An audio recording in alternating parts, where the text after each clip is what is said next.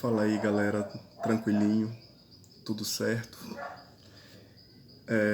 Então, até agora, nós já falamos sobre a origem da filosofia, a transição do mito para a filosofia, para o logos, né? Essa transição lenta e gradual, surgimento dos pré-socráticos, que são os filósofos da natureza. Analisamos meia dúzia desses filósofos pré-socráticos. Depois falamos sobre Sócrates e o seu duplo corte epistemológico, ali tanto com os filósofos da natureza quanto com os sofistas, aqueles professores particulares. E falamos sobre Platão, o cara que na realidade deu vida, podemos dizer assim, a quem foi Sócrates, o biógrafo de Sócrates, o cara que anotou vida e obra de Sócrates. Tá? Então, nessa transição aí de início da filosofia, de passagem do mito à filosofia pré-socrática, filosofia antropológica, falamos sobre Sócrates, Platão, e hoje nós vamos falar sobre Aristóteles, né? Aristóteles, que assim como Platão foi discípulo de Sócrates, Aristóteles foi discípulo de Platão. Só que aí nós temos um diferencial. Aristóteles não era ateniense. Aristóteles era de uma província chamada Estagira, uma província localizada na Macedônia. E pelo fato dele não ser um cidadão ateniense, nós já vimos isso em história, que era um problema você assumir certas posições não sendo um cidadão ateniense, né? Por não ser ateniense, ser um cidadão da Macedônia, Aristóteles ele encarou algumas divergências, sobretudo por não concordar com as principais ideias do seu mestre Platão. Tá?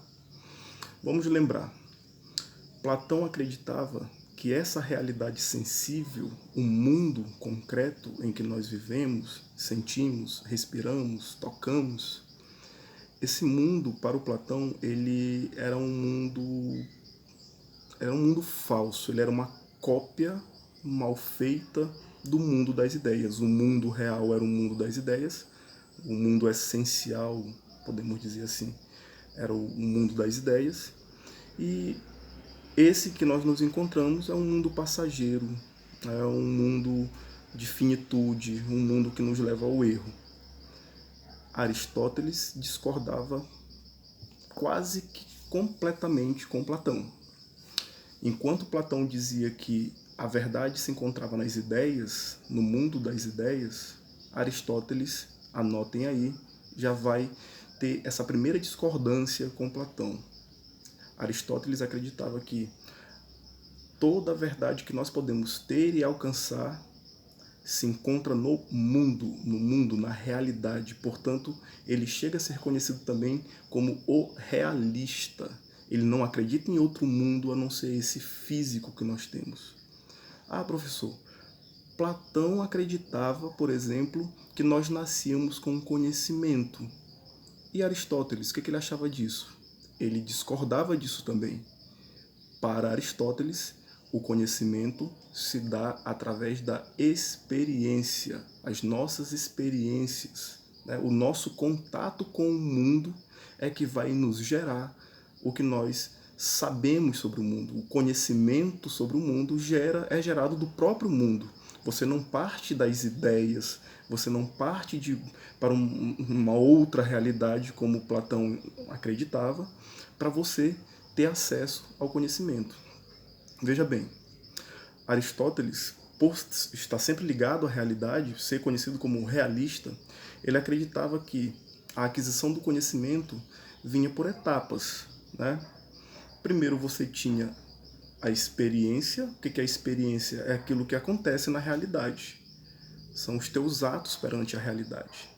Primeiro nós temos a experiência. Essa experiência vai te dar sensações.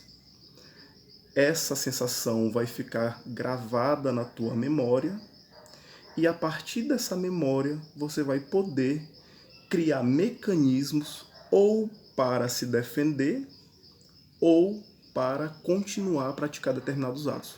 Professor, não entendi. Pensa bem. Nós temos uma panela com água fervendo no fogo. E você vai ter a experiência de tocá-la. Com as mãos limpas? Sim, com as mãos limpas. No momento que você toca nessa panela de água fervente, obviamente você vai o quê? Você vai queimar suas mãos.